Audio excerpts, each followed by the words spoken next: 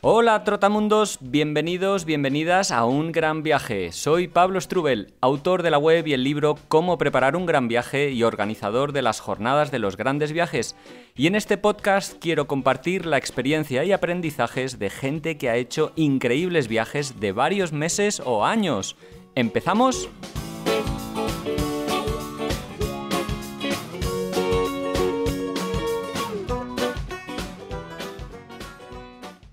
Hola amigos, amigas, ¿qué tal? ¿Cómo estás? ¿Cómo te va el día, la tarde, la noche? No sé cuándo me estás escuchando, pero vaya, que espero que muy bien y que tengas ganas de ponerte manos a la obra, la mochila a la espalda y sacar el dedo al borde de la carretera, porque eso es lo que vamos a hacer.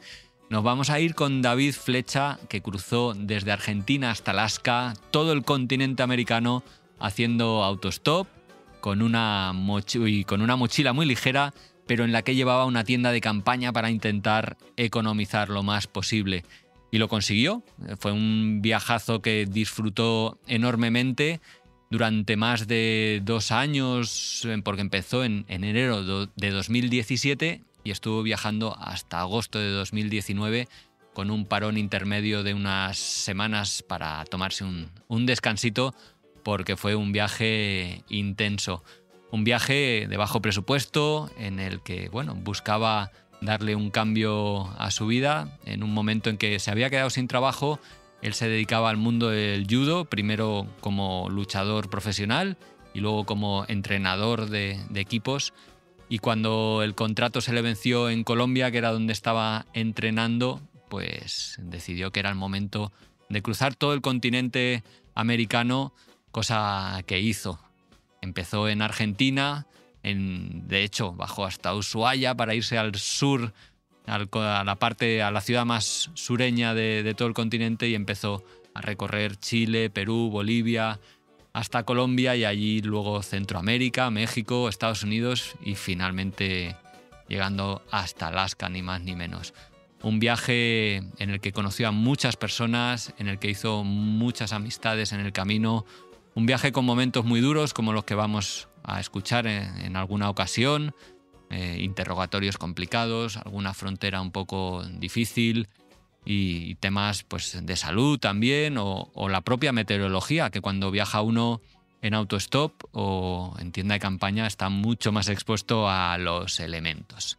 Y nada, de todo esto hablamos, también de su regreso, que fue bastante complicado, a mediados o finales de 2019, y de que, un poco de su vida, de quién es él y de a qué se dedica, y desde luego también de su libro, un libro que ha escrito recientemente, que ha autopublicado, que se titula Acuérdate de viajar, mi odisea desde Argentina hasta Alaska, y en el que nos cuenta pues cómo ha sido esta aventura, de la cual hoy vamos a tener unas pinceladas.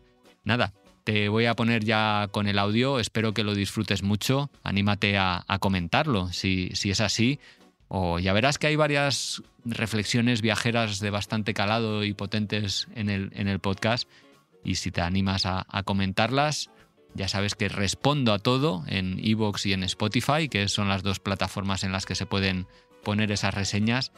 Y si te animas a apoyar económicamente este podcast, pues te estaré muy agradecido.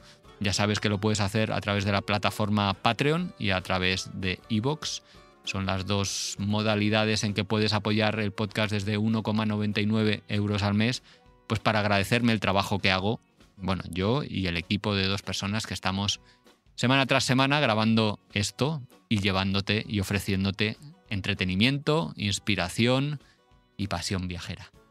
Si no puedes, no pasa nada, intentaremos seguir adelante sudando un poquito más, pero ofreciéndote contenidos mágicos y ensoñadores como este de hoy. Te dejo con la entrevista y te deseo una buena semana. Hola David, ¿qué tal? ¿Cómo estás? ¿Cómo te van las cosas? Hola Pablo, ¿cómo estás? Muchas gracias por invitarme a tu espacio. Bueno, me parece que tú debes estar pasando un poquito más de frío que yo, que estás en Suiza. ¿Allí es donde tienes fijada tu residencia? Sí, aquí es donde vivo desde hace un tiempo y me pillas ahora mismo en una especie de despacho oficina que tengo montada en mi casa desde donde trabajo. Qué bueno. Oye, tú eres leonés, ¿no? De origen, ahora tienes, si no me equivoco, 40 años. ¿Qué te ha llevado a vivir en ese país? Bueno, pues la verdad es que a mí siempre me han surgido oportunidades de trabajo en diferentes países por la experiencia y por el nivel que llego a tener.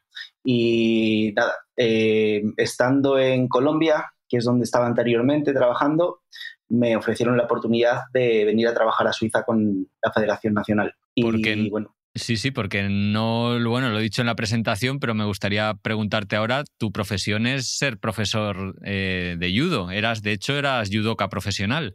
exacto, sí.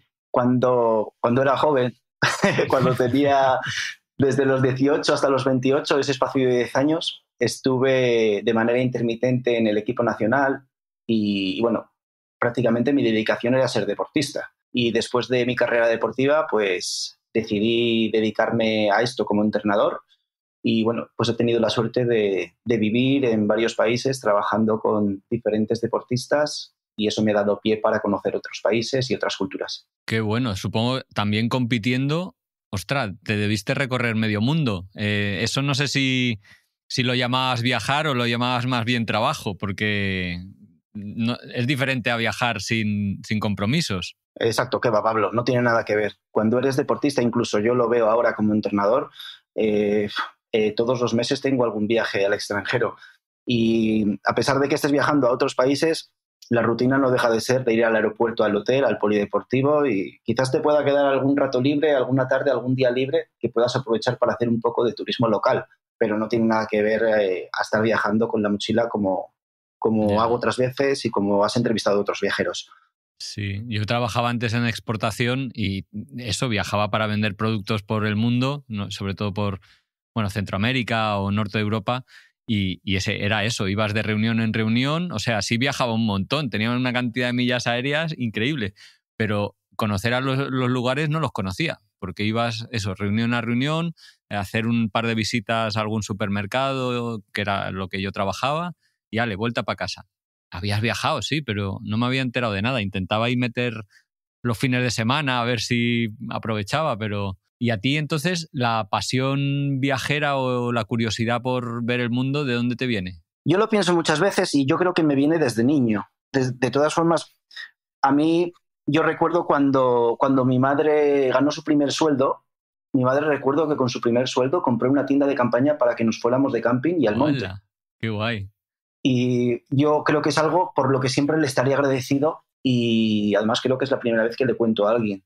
Y yo creo que a raíz de ahí, pues no sé, recuerdo sentarme en mi casa en la cama, tumbarme y abrir, tenía dos atlas, los recuerdo muy bien, bien grandes y me acuerdo que los abría en la cama y muchas noches antes de dormirme empezaba a pasar páginas y veía cómo era pues, la geografía del mundo y otros países. Y a raíz de ahí, luego iba escuchando historias, luego iba leyendo algún que otro libro y, oye, pues mira, pasa el tiempo y echando la vista atrás me he dado cuenta de que he tenido la suerte de cumplir muchos de mis sueños y uno de ellos es este, poder viajar por el mundo. Sí, en el viaje, en el gran viaje que va a formar un poco la estructura o el contenido de este podcast, cruzaste toda América. ¿Ya tenías experiencia mochilera antes de emprender este viaje? ¿Por dónde habías viajado? Pues mira, el primer viaje que hice fue un viaje en plan de prueba y lo hice por los picos de Europa. Sí. Porque tenía pensado, el primer viaje que hice en realidad al extranjero fue en la Selva Negra. Y bueno, antes de eso, pues me cogí como 4 o 5 días y dije, venga, David, es tu primer viaje, vamos a probar cómo te puedes apañar cuando estás en mitad del monte y dónde duermes y así. Y bueno, fue un viaje, fueron esos 4 días por picos de Europa que fueron muy bonitos, donde me tocó dormir en refugios de estos que tienen, recuerdo, la base de cemento, me acuerdo de poner unos helechos como Qué colchón. bueno. Sí, Sí. y eso, me acuerdo de bañarme en los ríos a eso de las 9 de la mañana y eso, hacer autostop, ir a las panaderías, comprar pan y a medida que ibas caminando te ibas comiendo el currusco. Y después de esos 5 días, pues ya fue cuando me decidí, me vine a la Selva Negra y estuve aproximadamente muy poco, una semana y media, pero fue una experiencia muy bonita, muy traumática el primer día porque me pasaron mil cosas, pero fue fantástico y a partir de ahí, pues como que he ido encadenando un viaje y otro y la cosa se ha hecho más grande. Ya. Oye, qué cosas, me lanzas esa interrogante ahí, que te pasaron mil cosas. Ah. ¿Qué te sucedió? Sí, recuerdo que llegué a Karlsruhe, que está cerca de Baden-Baden, y comencé a andar por una zona que se llama el Sendero del Ciervo Rojo, que es una zona como que cruza la Selva Negra de norte a sur. Y empecé a caminar y recuerdo que llegué a un hotel de carretera y pregunté, digo, mire, digo, he visto en este mapa que hay una cabaña, quiero llegar allí porque voy a dormir allí. Y me decía la persona en alemán, que yo no tenía ni idea. No, pero allí no hay duchas, allí no hay camas, allí digo, me da igual, digo, yo quiero ir allí. Y recuerdo que iba subiendo y recuerdo que llegué como a las 6 de la tarde allí. Y cuando llegué allí estaba todo nublado y en realidad era eso, era una cabaña que tenía 3 paredes.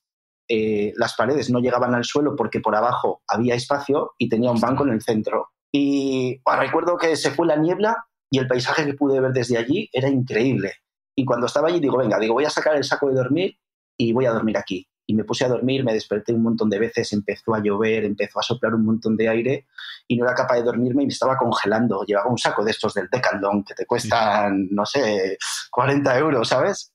Y recuerdo que me puse todas las ropas térmicas y de repente empezó a diluviar. Y a las 2 de la mañana, muerto de frío, comencé a andar en mitad de la Selva Negra, no sabía dónde iba, haciendo autostop. Me recuerdo que me llevaron a un pueblo, fui hasta la comisaría de policía porque era lo único que había abierto. Y allí preguntando por algún hotel, todo estaba cerrado, total, que acabé a las 7 de la mañana durmiendo en el Porsche de un hostel y me despertó el dueño del hostel dándome patadas en las piernas como diciendo, oye, tú despierta, ¿qué haces aquí durmiendo en la puerta?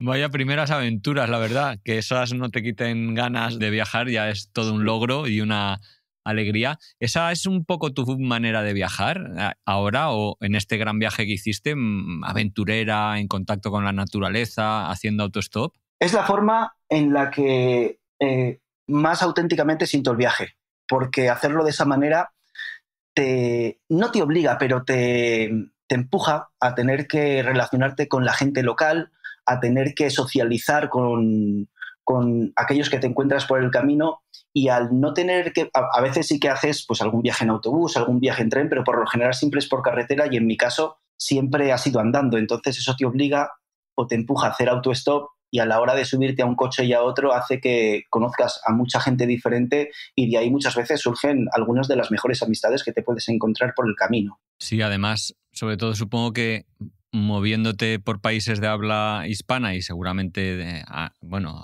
en inglés también, que debes controlar, la experiencia es mucho más profunda, ¿no? Convivir muchas horas en un coche con las personas, hablando. Supongo que sería diferente en otros destinos, pero en América era fácil, además. Lo cierto es que en mi caso siempre ha sido fácil en cualquier país que haya viajado. No he tenido ninguna diferencia de unos países a otros porque, por ejemplo, recuerdo el último viaje que hice fue a Kirguistán el año pasado. Me fui 15 días con un cuaderno en blanco. Llegué a Bishkek y no sabía qué iba a hacer. Y me pasé 15 días improvisando de un día a otro. Comencé a hacer autostop y la gente me recogió y he tenido la misma sensación y las mismas experiencias tanto en Sudamérica como en Norteamérica, como en Europa, y no recuerdo que hubiera ningún país en el que fuera difícil hacer autostop. De todas formas, sí puedo decirte que cuando procuro hacer autostop siempre lo hago con la cámara de fotos colgada. Eso hace que la gente que te vea viajando le dé cierta confianza porque pasas de ser, pues, un poco un desconocido como alguien que, bueno, va con una cámara y te aporta quizás cierta confianza. Y luego, Qué bueno. siempre que tengo que hacer autostop, pues si tengo una camisa en la mochila, pues procuro ponérmela para parecer aseado, por lo menos. Ostras, qué bueno ese truco de la cámara. Pensé que... Es que mucha gente cree que hacer autostop es peligroso y al revés. Tenderías a esconder la cámara para que no te pase nada. O sea, tu sensación en general es que es algo seguro y muy disfrutable. ¿Por qué crees que la gente le tenemos o le tiene tanto miedo? Pues yo creo que... ¿te refieres a hacer autostop? Sí. Hombre, sí que es cierto que a la hora de montar a alguien en tu coche en un espacio que es cerrado, pues te puede dar cierto reparo. Yo, como te digo, pues utilizo esos pequeños trucos porque, quieras que no, la fotografía es un arte y a todo el mundo le gusta inspirarse en ciertas cosas y a todo el mundo le gusta la fotografía. Pues quizás ese miedo sí nazca sobre todo de la desconfianza y, por lo general, yo creo que ese tipo de sensaciones son más en los lugares que están pues más poblados, porque es que es muy difícil que una persona que esté en una zona alejada de lo urbano y que le veas viajando y demás, tenga que hacer o esté empujado a hacer algo malo porque no sé, el ambiente o el espacio no lo permite.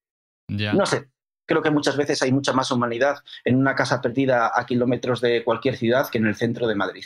Sí, sin duda, eso tenlo por seguro. Te iba a preguntar si tienes algún consejo para alguien que, bueno, que quiera, porque escucha estos podcasts y dice, oye, pero pues hacer autostop es algo que me gustaría por la experiencia. ¿Qué consejos le podrías dar así para unas primeras incursiones en el viaje haciendo dedo? Lo primero, eso, que visto desde fuera, pues esté lo más que parezca estar lo más aseado posible, porque muchas veces el viaje pues no te da pie, ¿no? A estar bien peinado, no te da pie a tener la ropa no arrugada y demás. Exacto, más limpia. Entonces, bueno, importante, sí, eso, estar bien peinado, en mi caso, yo siempre, como te digo, llevo la cámara de fotos, intentar tener todo en orden, porque bueno, pues muchas veces yo creo que ese tipo de cosas pues sí que aporta mucha más confianza. No hay que buscar trucos mágicos, simplemente hay que intentar pensar cómo pensaría la persona que conduce el coche y cómo crees que a esa persona le gustaría montar a alguien. Sobre todo al principio, intentar igual en sitios más rurales, como decías, no intentar en las afueras de las ciudades con mucho tráfico, no sé. Para empezar, sí. Yo al menos he hecho autostop ocasionalmente y siempre ha sido porque, oye, quieres subir a un sitio un poco remoto que no hay transporte público y te vas como poco a poco animando en esos entornos en el que la gente te ayuda y luego vas viendo que no es tan complicado como nos imaginamos. Sí que hay que elegir bien el sitio muchas veces, ¿no? Porque sí, eso es importante. Sí, claro. Eso es importante. Yo sí que, bueno, muchas veces pues vas caminando por la carretera y a medida que caminas pues vas sacando la mano, ¿no? Extendiéndola. Y si lo piensas, pues los lugares buenos, por ejemplo, para cuando tengas una necesidad, tengas que avanzar, pues siempre son a la salida de supermercados un poco más adelante, que la gente no haya cogido mucha velocidad, a las salidas de las gasolineras y a las salidas de los restaurantes. Y sí que es importante que si son, por ejemplo, lugares donde la gente conduce a mucha velocidad, pues intentar siempre buscar zonas en las que la gente no tenga que parar justo en el arcén, que pueda haber un espacio para meterse dentro y que no esté pendiente de los coches que vienen detrás o que pueda ocasionar cualquier accidente. Sí. Oye, en el viaje que ahora vamos a empezar a hablar, que empezó en enero de 2017 y fue casi, más de un año y medio, hasta agosto de 2019, ahí hubo ocasiones en las que pues declinaste ofertas de autostop, de gente que te llevara pero te dio como mal rollo y dijiste, mira, mejor no. Pues es una buena pregunta. Yo creo que alguna persona sí que... Bueno, seguro que alguna sí que hubo, pero fueron momentos muy puntuales en los que a día de hoy, pues la verdad es que no lo recuerdo. Pero ahora que me preguntas eso, sí recuerdo haber hecho autostop en la zona de Nevada, en el estado de Nevada. Fue un día fatídico, con un calor horrible. Había estado toda la mañana caminando, no tenía nada para beber. Y a eso de las 4 de la tarde me paré un coche y cuando bajó la ventanilla miré dentro y vi que eran 2 personas que tenían la mandíbula destrozada por la meta. Eso hay ciertas cosas que lo notas, ¿no? Y ocurría eso y me acuerdo que en la parte de atrás del vehículo tenían un cachorrito de un perro. Yo llevaba todo el día desesperado, me dolía la cabeza, había estado todo el día pegándome el sol y necesitaba avanzar, así que acepté. Y para mí fue muy incómodo porque estas 2 personas, a medida que íbamos avanzando, iban parando en todas las gasolineras y a toda la gente que trabajaba allí pues le pedía dinero, le pedía cigarrillos y era el único recurso que había encontrado durante todo ese día porque nadie me paraba. En mi caso tenía el buen momento, ¿no? De poder tener ese cachorro que iba conmigo detrás, lo iba acariciando y de alguna forma pues iba sopesando esos malos momentos que pasé con esas 2 personas. De todas formas, también es cierto que a pesar de que para mí fuera un momento incómodo, yo siempre lo agradezco porque quieras que no, son 2 personas que te han metido, sabes, que te han permitido entrar en su coche y que te ayudan a poder seguir. Así que a pesar de que fuera un momento incómodo, siempre queda el agradecimiento y y esa fue alguna de las experiencias Sí. que fueron un poco incómodas, Ya. pero nada peligroso. Ya, yo sí que recuerdo alguna en Georgia, que ahí en Georgia beben un montón de alcohol y Sí. alguna vez que nos hemos subido en un coche, recuerdo con Iciar, y pedimos que parara el coche porque decías, es que este va más borracho de lo que debería o de lo que es capaz de controlar y nos dio miedo por nuestra seguridad. Al Sí. final emitimos un juicio al principio un poco ligero de cómo estaba esa persona, pero luego nos dimos cuenta de, oye, que iba muy borracho y mejor bajarnos. Al final, bueno, eso es lo peor. Bueno, lo peor que te puede pasar, no, pero supongo que también es evitable, ¿no? Si ves que te has equivocado, le dices, oye, no me encuentro bien, si puedes parar y tú Sí. sigues. Yo qué sé. Sí. Oye, ¿por qué? Vamos a hablar, si te parece, un poco de este viaje que hemos estado, bueno, que he presentado un poquito en la introducción. ¿Qué te llevó a querer, bueno, no sé si dejar atrás esa carrera judoka y lanzarte a viajar o simplemente disfrutar de un tiempo? ¿Pero hubo algún motivo por el que quisiste tomarte un tiempo para hacer este viaje? Yo siempre quise hacer un viaje largo. Quise hacer un gran viaje que fuera un poco el detonante de esos años de juventud y que el día de mañana pudiera echar la vista atrás y pudiera estar orgulloso de algo y darme cuenta de que había aprovechado los mejores tiempos de mi vida, que eran, pues eso, cuando por aquel entonces tenía como los 30 años. Por aquel entonces estaba en Medellín porque trabajaba con el equipo de Antioquia y hubo ciertos cambios de gobierno y cuando cambian los gobiernos suelen cambiar los puestos de trabajo y en mi caso, que era un puesto gubernamental, fue lo que ocurrió. Entonces, después de haber estado 1 año y medio en Medellín trabajando, encantado del trabajo que tenía, de repente pues surgieron cosas y mi trabajo se terminó.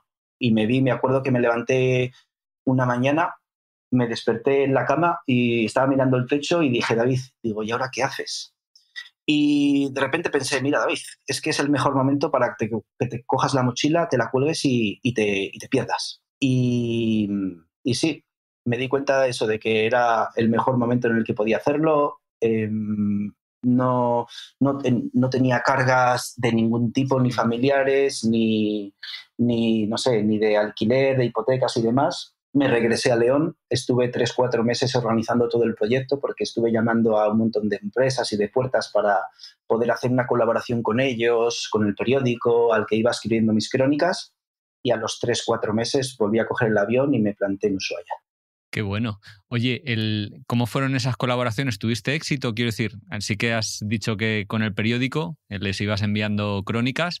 ¿Conseguías un poquito de financiación gracias a esa u otras colaboraciones? Sí, mira, por aquel entonces era muy novato. Era el primer proyecto que hacía así a gran escala y en realidad no sabía muy bien a qué puertas llamar, porque uno se empieza a ilusionar y a hacer sus propias pajas mentales, por decirlo así, y claro, uno siempre está pensando en grande y quiere tocar a las puertas de grandes empresas porque crees que tu proyecto es un proyecto increíble, que va a ser una pasada, que va a revolucionar y que va a llamar mucho la atención. Sin embargo, con el tiempo aprendes de que todas estas empresas, tú no dejas de ser un anónimo que manda un email o que llama a un teléfono y es muy difícil entrarles así si no es de forma directa en un cara a cara. Así Sí. que después de haber mandado un montón de emails, un montón de mensajes, opté por cerrar ese círculo y comenzar con empresas que fueran más locales de León. Ya. Así que primero tiré de amigos que tenían empresas fuertes, les propuse la idea de darles nombre y patrocinio durante el viaje a través de las crónicas que yo iba escribiendo en el periódico. Y bueno, no conseguí una gran cantidad de dinero. Mucha gente se puede pensar que cuando comencé este proyecto conseguí, no sé, un montón de euros y que con eso pude estar todo tranquilo. No, no es más. Mucha gente se ofreció y luego con ese dinero con el que quizás contaba, pues al final no pude contar. Pero yo utilicé, por ejemplo, en mi caso el periódico como plataforma para ir contando mi viaje y para dar visibilidad a todas estas empresas que me ayudaron. Y bueno, así fue un poco. Ahora ya, en el caso de que el día de mañana quisiera hacer cualquier otro proyecto, ya tengo mucho más enfocado a qué puertas llamar, cómo entrar, cómo presentarme, porque también en todos estos años he hecho algún que otro trabajo patrocinando a deportistas. Entonces, con la experiencia aprendes cómo hacer las cosas mejor. También te he de decir que si se puede, para mí, la opinión es que lo mejor es viajar sin compromisos, vaya, viajar con ahorros y no depender de marcas ni tener que estar rindiendo, ¿no? Digamos, cuentas a nadie ni haciendo esfuerzos por promocionar la marca, que al final es lo que quieren un poco, ¿no? Que se dé a conocer su marca. Pero bueno, que en este caso pues ibas contando esas crónicas, que también era una manera muy bonita de compartir el viaje. Supongo que también a través de redes sociales o no las usaste durante el viaje. Sí, sí, en mi caso además es que era una locura. Siempre me ha gustado escribir, así que el tema de poder escribir al periódico para mí era una oportunidad perfecta, no solo para dar visibilidad a esas empresas, sino para abrirme un poco a que la gente conociera qué es lo que me estaba pasando durante el viaje. Y por otro lado, sobre esto que me estás preguntando de las redes sociales, fue una locura porque a medida que hacía el viaje lo iba grabando, lo iba editando y lo iba subiendo. Y había lugares, recuerdo por ejemplo estar en mitad de la Patagonia a las 2:30 de la madrugada cogiendo 2 rayitas de wifi de una panadería que estaba cerrada porque porque yo quería subir ese vídeo para que estuviera al día siguiente y demás. Y no sé, otras tantas cosas. En Bolivia era súper complicado. Me acuerdo de intentar subir vídeos 3, 4 veces, nunca subían. Y pues a veces tienes que adaptarte o tienes que resignarte a que las cosas no salen como tú esperas también. Pero bueno, tarde o temprano la gente también entiende que no es un viaje en el que estés conectado continuamente y que puedas tener cualquier imprevisto que más adelante pues puedas resolver. Pero trabajé muchísimo. Ya no era solo el viaje, era mucha carga de trabajo. Sin embargo, yo la disfruté mucho porque, no sé, yo soy un todoterreno. La verdad es que en ese sentido me defiendo bastante bien. Y, no sé, también estoy trabajando en el ordenador haciendo datos o cuentas que teniendo que poner ladrillos, cortando madera o dando clases de ayuda a deportistas. Qué guay. Sí, la verdad es que lo de las redes sociales, eso te lleva mucho tiempo, pero también lo piensas y es un poco como un diario de viaje, es la manera de compartir y de almacenar las experiencias, ¿no? Que a veces las escribimos, pero también el vídeo, las fotografías. Tú ibas haciendo un diario de viaje, además, porque has escrito un libro del que me gustaría preguntarte un poquito también, que se llama Acuérdate de viajar, mi odisea desde Argentina a Alaska, hasta Alaska, perdón, que lo has autoeditado. Y preguntarte cómo lo has nutrido ahora. ¿Ibas escribiendo un diario de viaje o has tirado de memoria? ¿Qué va? He tirado de memoria y antes de comenzar el viaje yo decía, joder, sería súper bonito cuando acabara este viaje poder hacer un libro y que quedara reflejado y materializado todo lo que he podido hacer durante estos meses. Y recuerdo, cuando estaba escribiendo el libro, yo creo que viví todo con tan intensidad que recuerdo todo con todo detalle. O sea, recuerdo, no sé, si me preguntas, no sé, un día puntual cuando estaba, por ejemplo, no sé, en mitad de, no sé, del Salar de Uyuni de Bolivia o en mitad de California caminando, es que recuerdo todo, recuerdo las sensaciones, las temperaturas, los olores. Y cuando estaba escribiendo el libro, me sorprendí a mí mismo cómo era capaz de darme cuenta de todos esos pequeños detalles. Y yo creo que es porque lo viví con tal intensidad que, no sé, absorbí todo lo que el viaje me ofrecía y hasta el día de hoy pues ha quedado dentro y es muy difícil que me pueda olvidar de todas esas cosas. Sí. Oye, ¿por qué fuiste a América? Que no te lo he preguntado. O ¿por qué se te ocurrió la idea de atravesar todo el continente? Seguramente uno de los viajes más largos que se puedan hacer atravesando la Tierra. Bueno, previamente, unos años antes de que yo me fuese a Ushuaia para comenzar este viaje, me había ido 3 meses con la mochila a California y con $120 en el bolsillo. Sí. ¿A buscarte la vida? A buscarme la vida, sí. O sea, necesitaba cambiar mi forma de pensar porque había tenido una pérdida familiar y para mí era muy difícil continuar porque siempre estaba en esa espiral en la que no podía salir después del fallecimiento de mi padre, que fue el desencadenante de que yo cogiera la mochila y me fuera a California. Y pudiendo combinar la experiencia que tuve en California con la experiencia que tuve cuando trabajé en Colombia, dije, no, este continente me llama demasiado la atención. Y pensando cuál podría ser una de las cosas que podría gustarme y más me llamara la atención, se me ocurrió cruzarme América de sur a norte y no hubo, no sé, quizás el detonante y el clic que me hizo decidirme por eso fue Pues fueron esas dos experiencias y siempre quise conocer lugares como Bolivia, como la Patagonia, México, quise siempre ir a Montana y claro, pues imagínate en un viaje como este tener como destino final Alaska. Yo creo que es un colofón fantástico. Sí, oye, cuéntame Montana, ¿qué hay en Montana? ¿Por qué, qué cosa, aunque hablemos ahora de lo que es el viaje, como lo has dicho, qué hay en Montana? Pues mira, para mí era un destino soñado desde que tenía como 12 años. Hay una película que se titula El río de la vida, que está protagonizada por Brad Pitt. Y bueno, la historia cuenta que una familia que vive en el interior de Montana son pescadores. Y claro, yo veía, me acuerdo, aquella película y decía, ¡buah! Digo, esos lugares me encantan. Además, recuerdo después de ver la película de abrir los atlas y ver dónde estaba Montana, ver dónde estaba el río Blackpool, la capital Helena. Y yo creo que sobre todo por la naturaleza y los espacios tan vírgenes o tan salvajes que te puede ofrecer un estado como ese, que está prácticamente desértico. La vida, pues imagínate, la gente vive del campo, vive del ganado, son casi todo cowboys y no sé, de alguna forma idealicé esa forma de vida, me gustó y cuando llegué a Montana fue una sensación increíble. Positiva, te iba a preguntar porque hay veces que, bueno, las expectativas las llevamos muy altas y idolatramos los lugares. ¿Cómo fue estar allí? Para mí fue muy, muy positiva, muy, muy positiva porque primero tenía el sueño de llegar y una vez que entré allí tuve la suerte, recuerdo que llegué lo cuento en el libro, llegué a un bar que era un bar lleno de cowboys y conocí a un chico Mm. que incluso hablaba un poco español. Y a raíz de ahí pues me quedé una semana y pico en un rancho en el que él vivía a las afueras de todo, como a unos 5 kilómetros del pueblito más cercano. Y no, yo me levantaba, le ayudaba a regar, le ayudaba a dar de comer a los ganados. Por las noches recuerdo de estar haciendo parrilla en la parte de fuera y mirar el cielo. Nunca había visto un cielo tan estrellado, se veía perfectamente la Vía Láctea.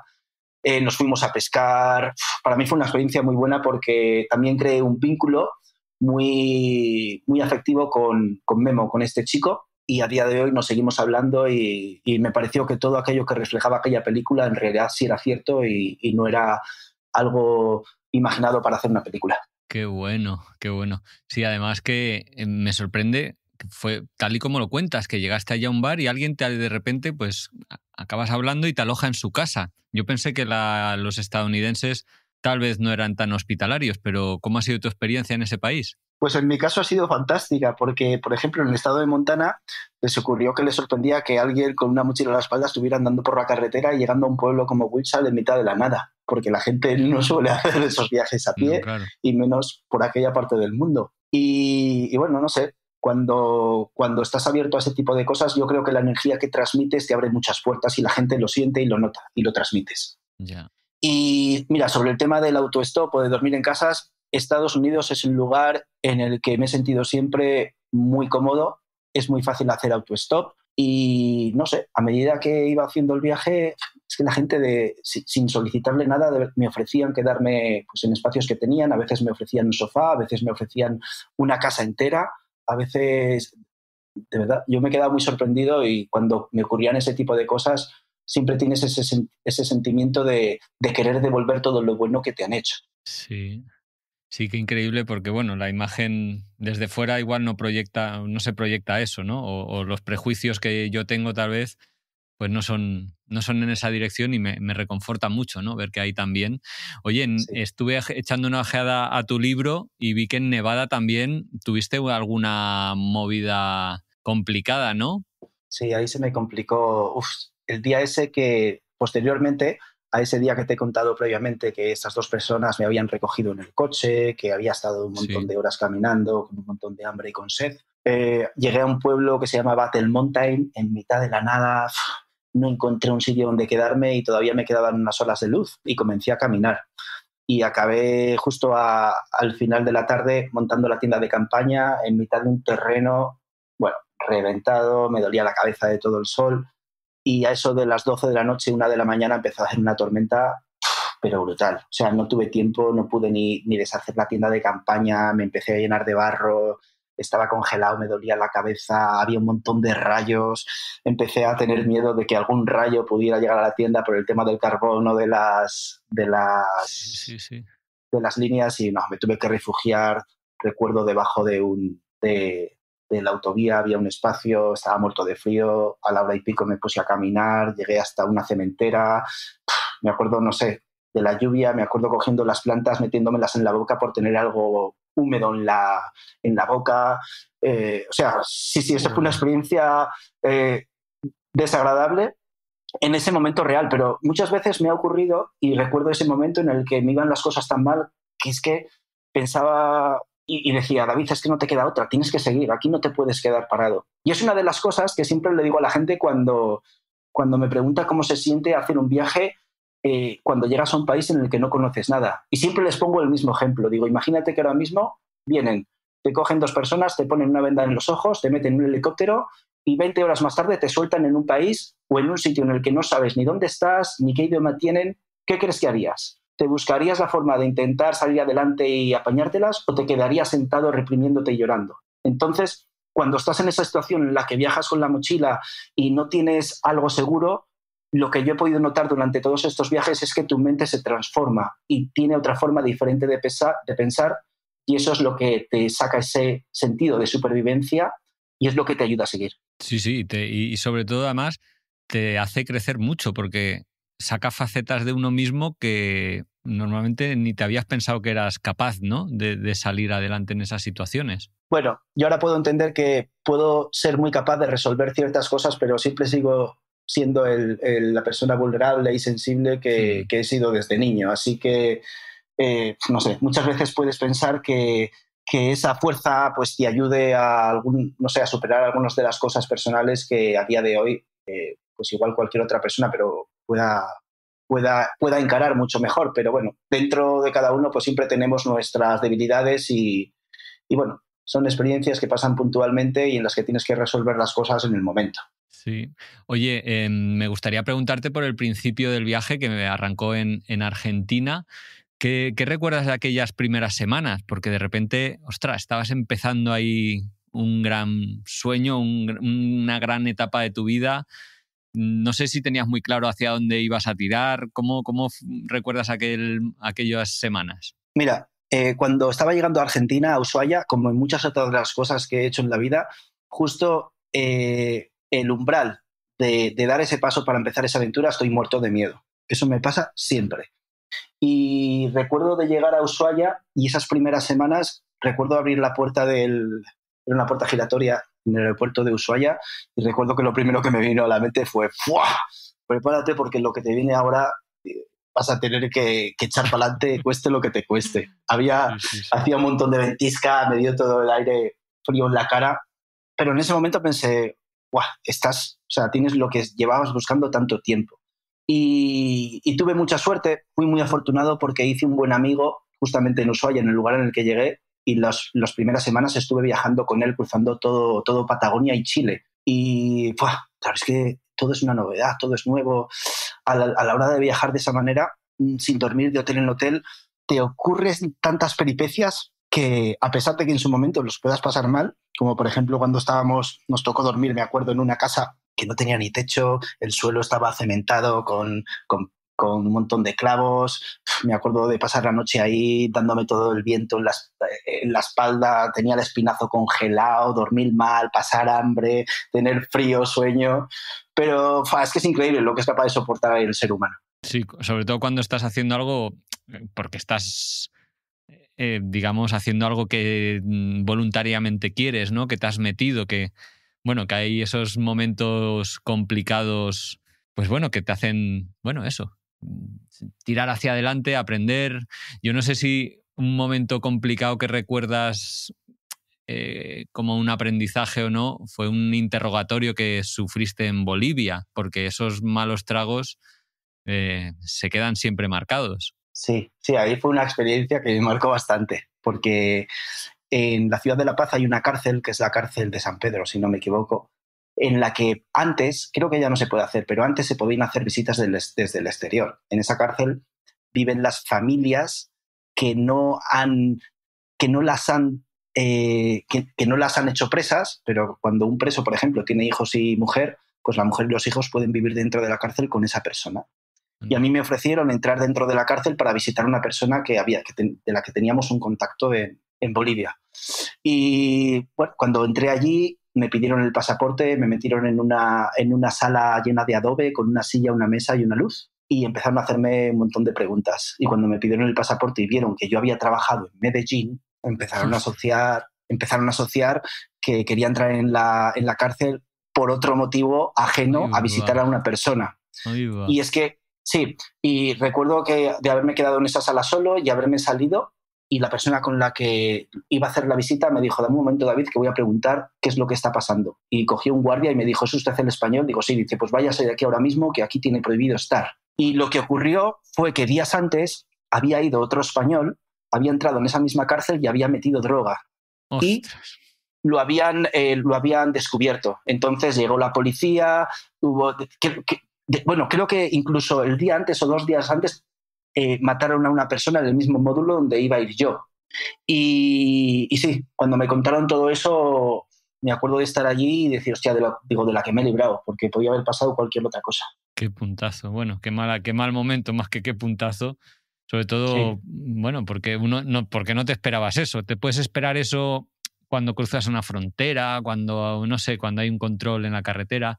No sé cómo ha sido tu contacto con la burocracia, la policía en general a lo largo del recorrido. Pues ha sido siempre muy buena, pero hay algo con lo que siempre intento luchar, incluso fuera de las fronteras.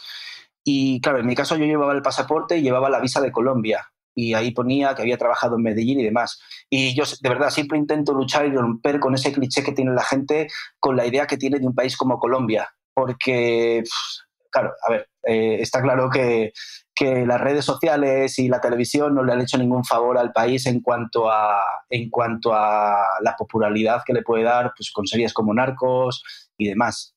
Pero, pero yo siempre intento luchar en este caso particular con ese cliché porque Colombia me parece uno de los países más fantásticos del mundo.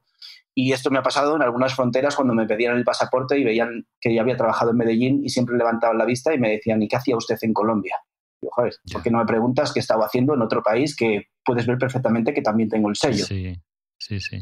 Pero bueno, bien, la verdad que ha sido muy bien. Me ocurrió también hay algo curioso cuando estaba haciendo la frontera entre Guatemala y México y también cuando estaba a punto de cruzar Canadá, porque no tenía cara de muy buenos amigos el policía o no se había levantado con buen pie, pero bueno, ahí me las pude ingeniar para que cambiara la idea que tenía de mí y me dijera, venga, pasa, perfecto. Pues nada, Ya. ya estamos en contacto. Supongo que es la actitud habitual, ¿no? Al principio un poco cara de perros y luego ya ven que, Sí, oye, que eres un tío normal, que está viajando, que no tiene nada sí. que sospechar ni tú nada que ocultar. Oye, quería preguntarte porque este viaje has hablado de algunos sitios como que los tenías así en lugares soñados, ¿no? No sé si hubo alguno en Sudamérica que te hiciera especial, bueno, ilusión llegar, conocer en primera persona.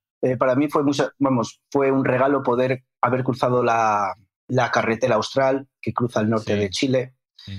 el sur de Chile, perdón. Fue increíble poder conocer el Salar de Uyuni y la ciudad de Potosí. Me quedé embelesado por esas dos zonas. Y bueno, a ver, Perú hay sitios que son increíbles. Perú me parece un lugar fascinante.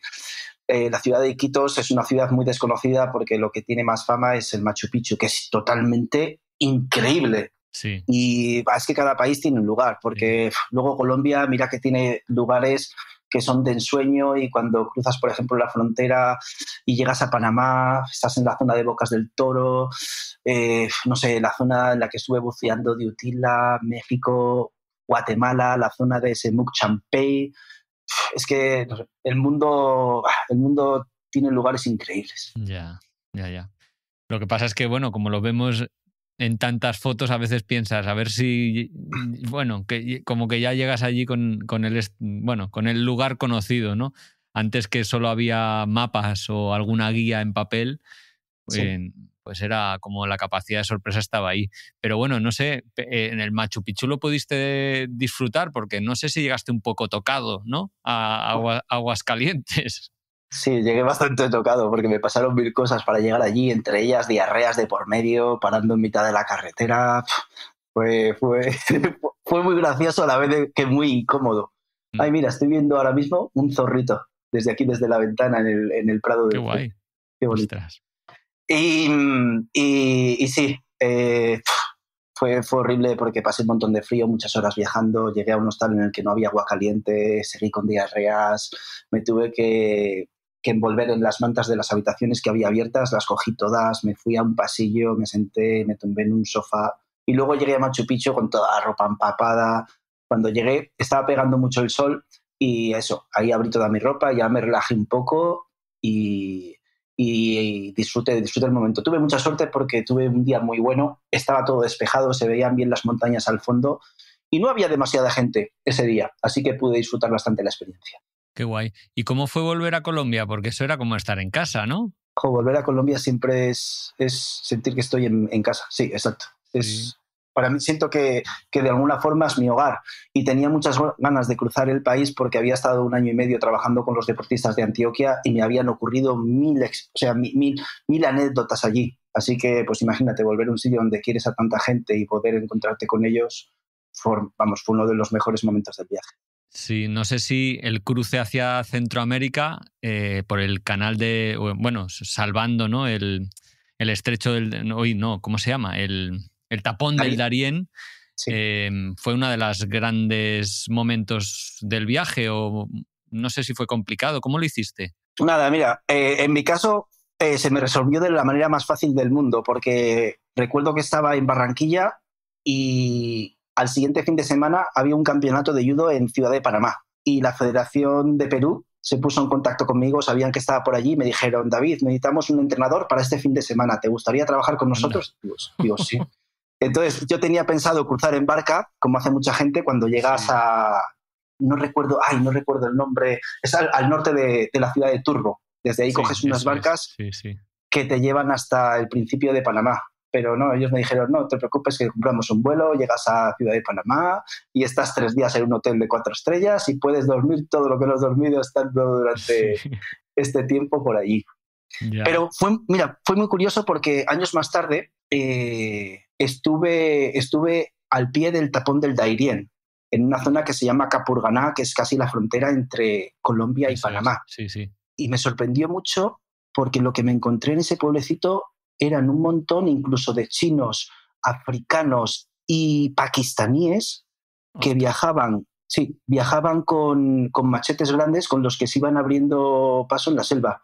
Y llegaban hasta la frontera estaba vallada por policías, tenían que darse la vuelta y, ostras, era triste, era muy triste, porque veías toda esa gente, incluso mujeres con niños, mujeres embarazadas, que llegaban allí y buscaban la forma de cruzar a Panamá a través de una zona que Ujú. es que, eh, o sea, no sé, he visto Sí, algún sí, documental es la aparte. jungla más salvaje. Además, hay eso, tráfico de drogas por ahí, migraciones, bueno, Sí, hay mucho, o sea, tráfico. encuentras documentales, hay muchas mujeres que han cruzado esa frontera y en mitad de la jungla han sido violadas y han sido matadas y Mm. asesinadas y encuentras historias que te rompen por dentro, que son muy tristes.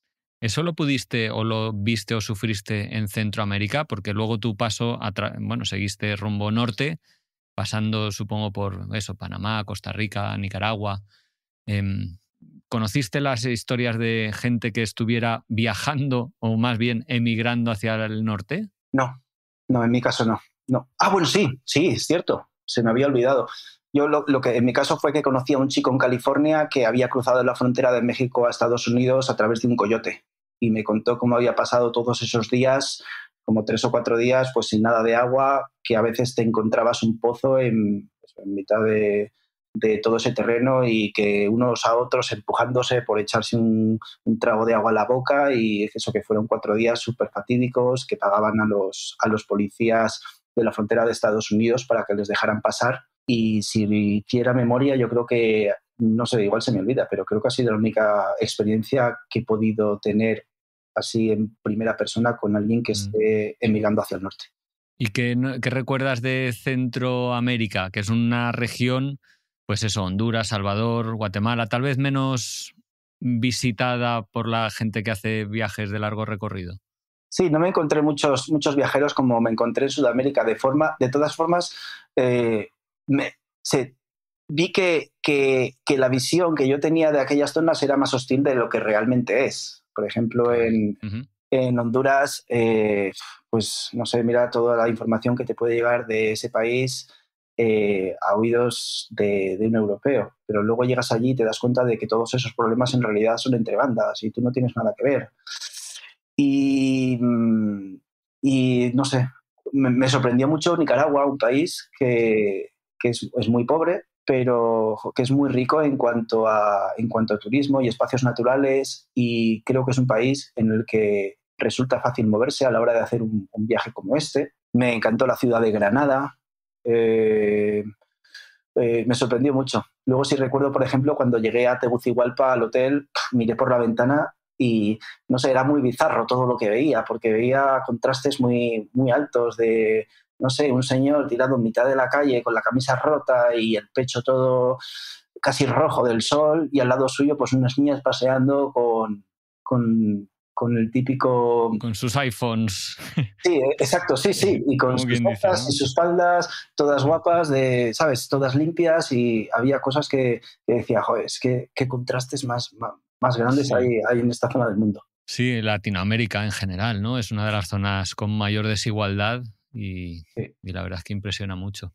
Oye, también en una zona de mucha naturaleza, nos has hablado de buceo. ¿Ya buceabas y dónde lo hiciste? Bueno, comencé a bucear en España, hice ahí la primera Anda. estrella y Ujú. luego hice la segunda en Tailandia, en la isla de Koh Tao. Sí, sí. ¿Tú buceas? Sí, me encanta. Es una de las cosas que más disfruto porque te metes en otro mundo, literalmente, ¿no?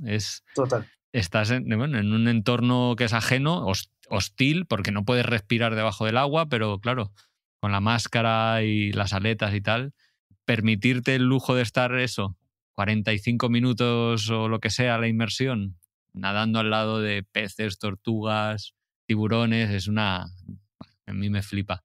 Pero en el Caribe no, la verdad es que no he hecho. ¿Dónde lo hiciste tú? ¿Dónde buceaste en esa región? Yo lo hice en la isla de Utila. Hay dos islas en Honduras que son Utila y Roatán, que quizás la más famosa sea Roatán, pero yo lo hice en Utila porque, pues, cuando iba por Panamá conocí a un chico que era de Alaska y me dijo que él se iba para allá, y cambié todos los planes que yo tenía por irme con él porque, Anda. pues, cambio de planes. Pues mira, Sí. estas cosas también te las ofrece el viaje. ¿Cómo fue la experiencia de cruzar todo México, que es un país con un montón de etnias, cultura, comida increíble, enorme, por otro lado también? Ahí Pues estarías mejor. meses, o no sé. No, crucé un mes, estuve un Ah, mes, un mes sí. sí, como un mes y medio, algo así. Mm, Y para mí fue, yo noté mucho el contraste que hay de la zona de México Sur a México Norte a México Centro, porque claro, mm, entras en una zona como Chiapas, que es toda verde, eh, te das cuenta de que los rasgos de las personas son indígenas, auténticos, reales, y a medida que vas subiendo, por ejemplo, hacia el centro, te das cuenta cómo van cambiando los rostros, cómo las culturas son diferentes, las formas de comer, las estructuras de las casas. Y ostras, México me sorprendió mucho, porque es un país muy grande.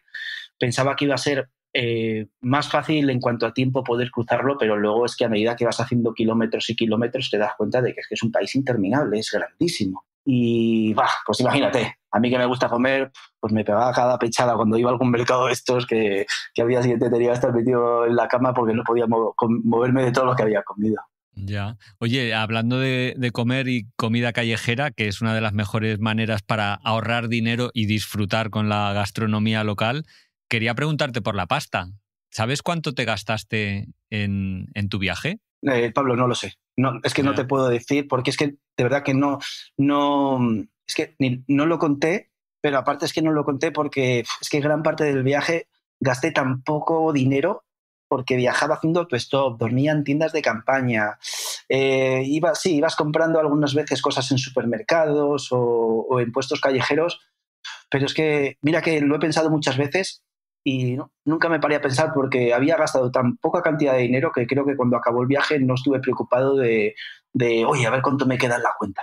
Mm. No te sabría decir, pero bueno, esto es, no sé, un punto para esa gente que quiera hacer estos tipos de viajes, que está bien que lleven bueno, un dinero por si tienen cualquier emergencia o cualquier cosa, pero que luego el propio viaje te va solucionando las cosas. A veces encuentras trabajos por el camino de 3 o 4 días, te ofrecen alojamiento, comida, haces un trabajo, ganas un poco de dinero, con eso sigues tirando y es el día a día de muchas personas, solo que en lugar de hacerlo en la carretera lo hacen durmiendo en su propia casa.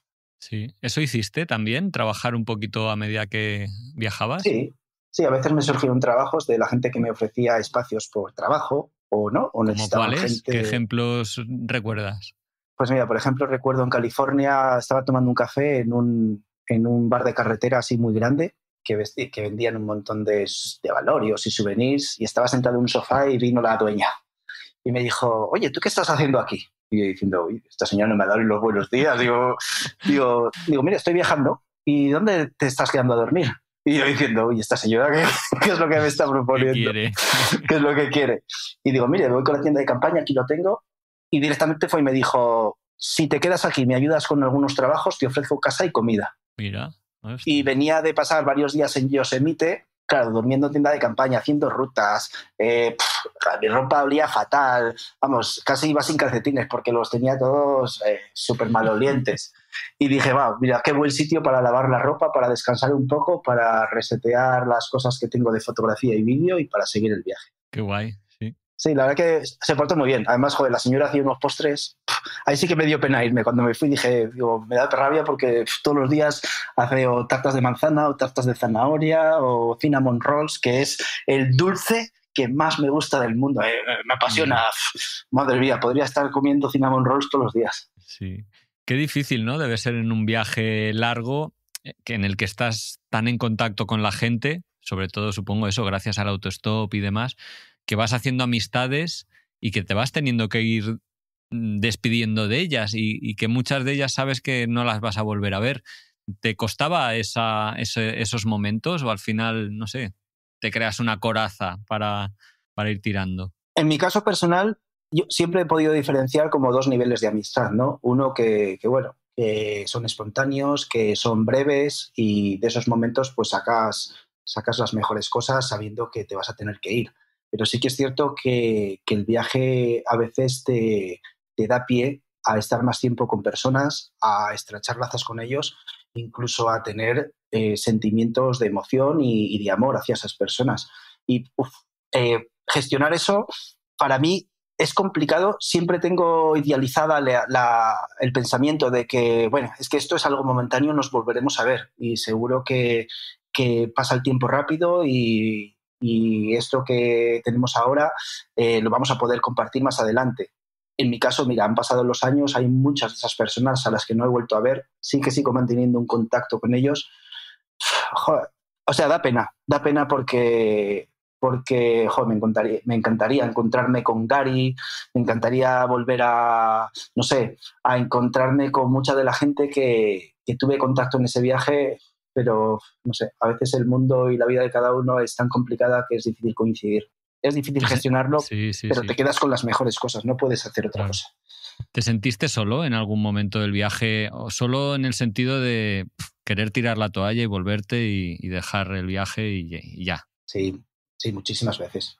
Es obvio, porque a veces te encuentras en situaciones en las que te gustaría compartir incluso los buenos momentos, ¿eh?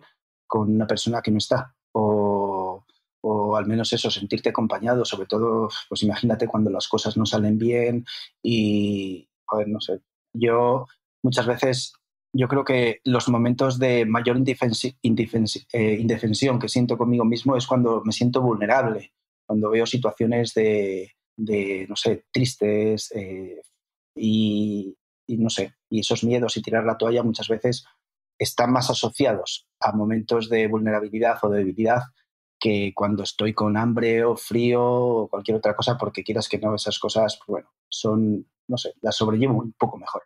Sí. Oye, ¿cómo fueron los últimos retazos de tu viaje? Porque nos habíamos quedado un poco en Montana, se podría decir, que hace la frontera con Canadá. Atravesaste Canadá hasta y bueno, llegaste hasta Alaska. ¿Cómo lo hiciste? Pues mira, se me trucaron los viajes de una manera que, Oh, pero no me gustaría contarlo porque lo cuento en el libro. Bueno, pues lo Pero podemos bueno, dejar. sí que te puedo decir que se me truncaron mis planes de viaje. Tenía pensado recorrerlo de una manera, lo tuve que hacer de otra.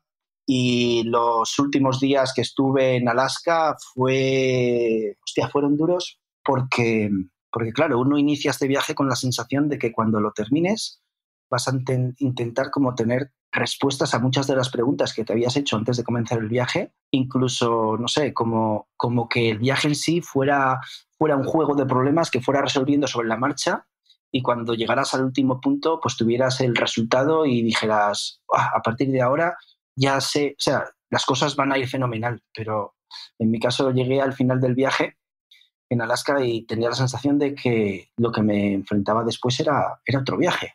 Entonces, simplemente, no sé, me paré y dije, David, has vivido una de las mejores experiencias de tu vida y no pienses que esto te va a solucionar nada para que el día de mañana tengas las cosas pues, más resueltas. Esto es curioso, ¿eh? Cuando uno hace un viaje así tan largo, muchas veces quizás siempre lo hace con ese pensamiento de pensar que, no sé, vas a tener todo arreglado, solucionado cuando Sí, termine el sí, viaje porque... sí, sí. Me gusta esa reflexión. La verdad es que hacía tiempo que no se la escuchaba a nadie y es verdad que parece que el viaje te vaya a dar respuestas y en el fondo te pone más preguntas en el camino. Totalmente, tienes toda la razón. Sí, bueno. Oye, ¿qué tal fue el regreso? Supongo que un poco, por lo que dices, no debió ser fácil, entonces. El regreso fue durísimo, te puedes imaginar. Ya. Pues como cada vez que regreso de un sitio donde soy feliz y me gusta estar. Fueron duros, fue duro porque te acostumbras a vivir de una manera, a tener un hábito diario. Y es complicado porque de estar cada día en un sitio diferente a de repente verte en el mismo lugar durante tanto tiempo. Sí. En mi caso sí que me ocurría, esto era una sensación incluso muy chistosa porque, claro, durante el viaje pues siempre iba con todo encima. Iba con el ordenador, iba con la maleta, iba con el trípode, iba con esto, con lo otro, con la cámara. Y cuando terminó el viaje y llegué a casa, a cualquier sitio que iba tenía que ir con la mochila porque era como una Ostras. extremidad más de mí mismo.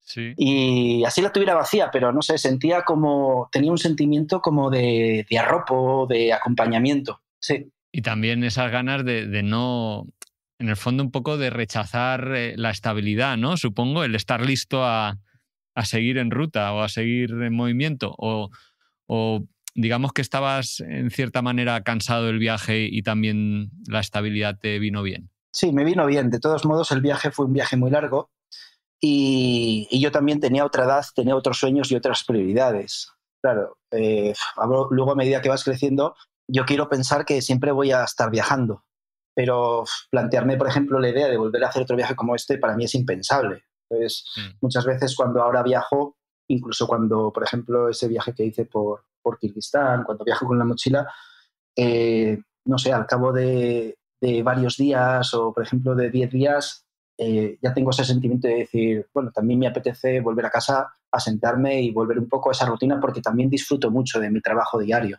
Mm.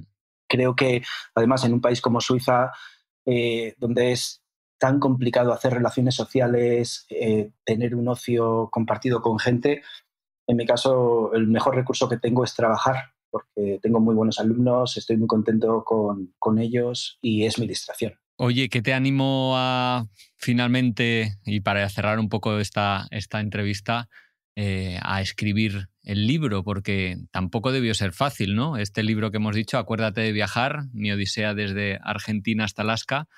¿Qué te, cómo ha sido ese proceso? Pues mira, te puedo decir que si el día de mañana me da por escribir otro libro, lo voy a pensar, pero que muy bien, porque escribir un libro da un curro que no te puedes Sí. imaginar.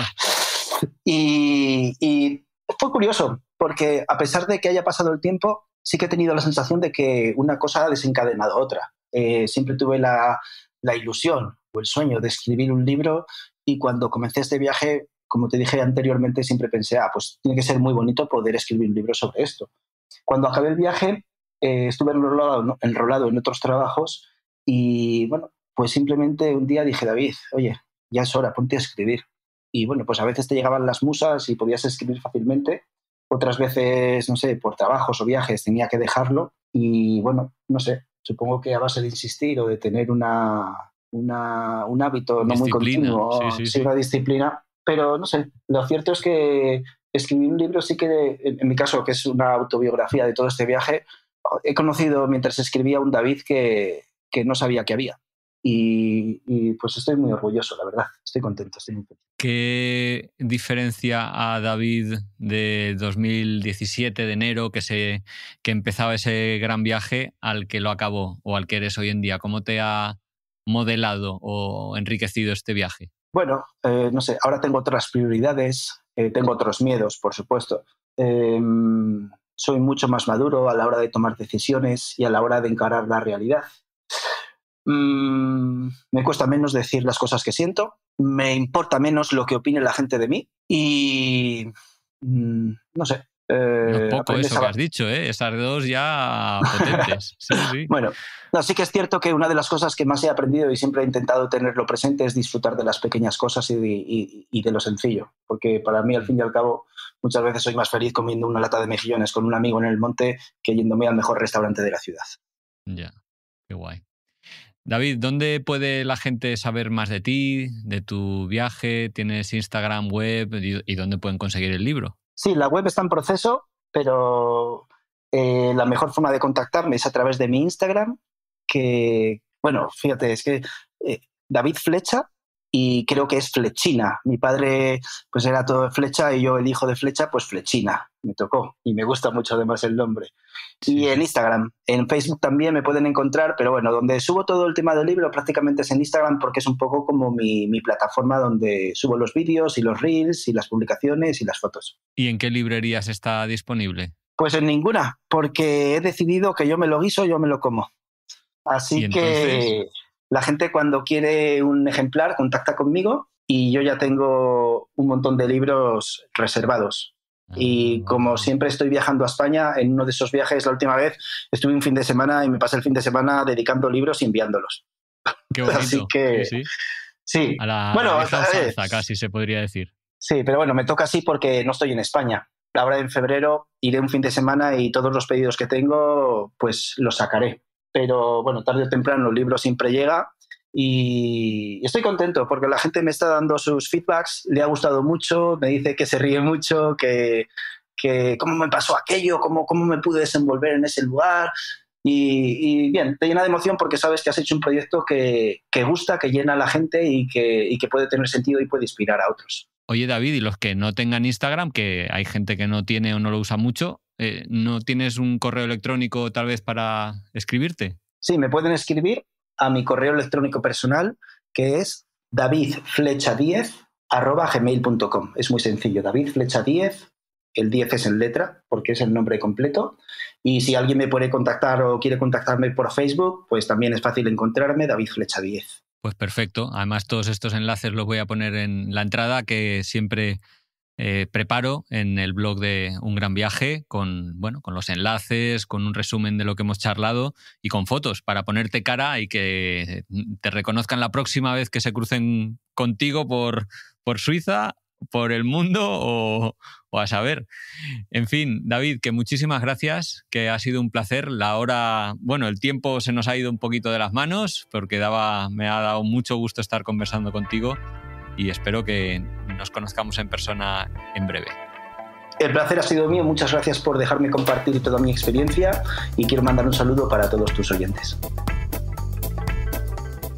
Y esto ha sido todo por hoy. Os quiero dar las gracias por haber escuchado hasta aquí. Si os ha gustado mucho, compartidlo, dadle al like o poner cualquier comentario que os parezca relevante, porque eso nos da mucha energía y ganas de seguir adelante con este proyecto.